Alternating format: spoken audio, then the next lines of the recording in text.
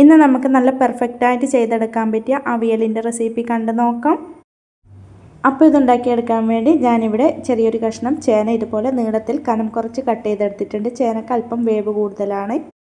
പിന്നെ ഇതുപോലെ നീളത്തിൽ കട്ട് ചെയ്തെടുത്ത ഒരു ചെറിയ കഷ്ണം കുമ്പളങ്ങ, 2 മീഡിയം സൈസിലുള്ള മുരിങ്ങക്ക, ചെറിയൊരു കഷ്ണം പടവലം, ഒരു മീഡിയം സൈസിലുള്ള പച്ചക്കായ, 2 മീഡിയം സൈസിലുള്ള കോവക്ക, പിന്നെ ചെറിയൊരു കഷ്ണം വെള്ളരിക്ക, പിന്നെ ചെറിയൊരു കഷ്ണം മത്തങ്ങ, പിന്നെ 2 പച്ചപ്പയർ, ഒരു മീഡിയം സൈസിലുള്ള ക്യാരറ്റ്, 5 മീഡിയം സൈസിലുള്ള പച്ചമുളക് ഇതുപോലെ 2ആയിട്ട് കീറി ഇട്ട് കൊടുക്കുന്നുണ്ട്. പിന്നെ കുറച്ച് കൂടുതൽ കറിവേപ്പില ഇട്ട് കൊടുക്കാം.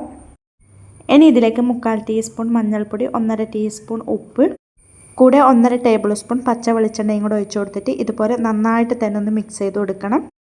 ഇതുപോലെ നന്നായിട്ടൊന്ന് ഇളക്കി യോജിപ്പിച്ച് കൊടുത്തതിന് ശേഷം നമുക്കിനി ഇതിലേക്ക് 250 കപ്പിന് 1 കപ്പ് വെള്ളവും കൂടെ ഒഴിച്ച് കൊടുത്തിട്ട് ഫ്ലെയിം ഓണാക്കി കൊടുത്തിട്ട് ഹൈ ഫ്ലെയിമിൽ തന്നെ ഒന്ന് അടച്ചു വെച്ച് കൊടുക്കാം.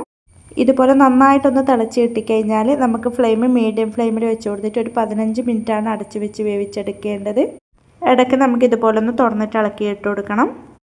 ഈ സമയത്ത് നമുക്കിതിലേക്ക് വേണ്ട ഒരു അരപ്പ് റെഡിയാക്കി എടുക്കാൻ വേണ്ടി മിക്സിയുടെ ജാറിലേക്ക് 250 കപ്പിന് 1 കപ്പ് ചിരവിയ തേങ്ങ, കൂടെ 10 ചെറിയ ഉള്ളി, ഒരു മീഡിയം സൈസിലുള്ള പച്ചമുളക് കട്ട് ചെയ്തെടുത്തത്, 1/2 ടീസ്പൂൺ ചെറിയ ജീരകം, കൂടെ കുറച്ച് കറിവേപ്പിലയും കൂടെ ഇട്ട് കൊടുത്തിട്ട് ഇത് നന്നായിട്ടൊന്ന് ക്രഷ് ചെയ്തെടുക്കണം.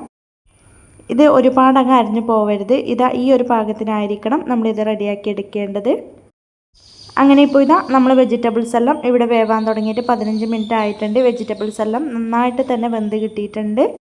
ഇതിൽ ഇതുപോലെ കുറച്ചും കൂടെ വെള്ളം ഉണ്ടത്ര. ഈ വെള്ളം നമുക്ക് തുറന്ന് വെച്ച് കൊടുത്തിട്ട് ഒന്ന് വറ്റിച്ചെടുക്കണം.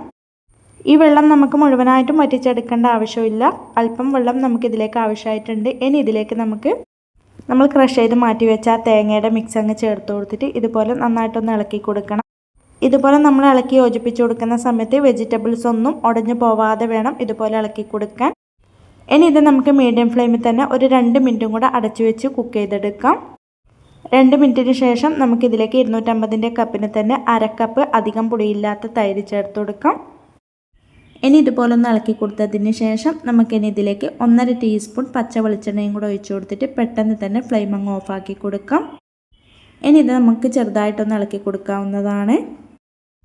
അങ്ങനെ നല്ല പെർഫെക്റ്റായിട്ട് ചെയ്തെടുക്കാൻ പറ്റിയ അവിയൽ നമുക്കിവിടെ റെഡിയായി കിട്ടിയിട്ടുണ്ട്. എല്ലാവരും ഇതുപോലെ ഒന്ന് ട്രൈ ചെയ്ത് നോക്കാനും ലൈക്ക് ചെയ്യാനും കമൻറ്റ് ചെയ്യാനും സബ്സ്ക്രൈബ് ചെയ്ത് സപ്പോർട്ട് ചെയ്യാനും മറക്കല്ലേ. Thank you for watching.